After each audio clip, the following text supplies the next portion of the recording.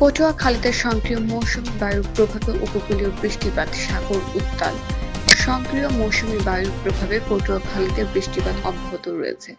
বৃহস্পতিবার সকাল ৬টা থেকে ৯টা পর্যন্ত ৩ ঘণ্টা জেলার কলাপাড়া উপজেলার ২৩ মিলিমিটার বৃষ্টিপাতের রেকর্ড করেছে আবহাওয়া অফিস। গত এক সপ্তাহের টানা বৃষ্টিপাতে সবকিছু স্থবিরতা নেমে এসেছে। ভোগান্তিতে পড়েছে নিম্ন আয়ের খেটে খাওয়া মানুষ। পানির নিচে তলিয়ে আছে আমন ক্ষেত। অনেক কৃষকের আমনের বীজ পচে নষ্ট হয়ে গেছে। তারা রোপণে পড়েছেন চরম দুর্ভোগ। বর্ষাকালে সবজি চাষিরা ক্ষতিগ্রস্ত হয়েছেন। এদিকে কুয়াকাটা সংলগ্ন বঙ্গোপসাগর উত্তাল রয়েছে।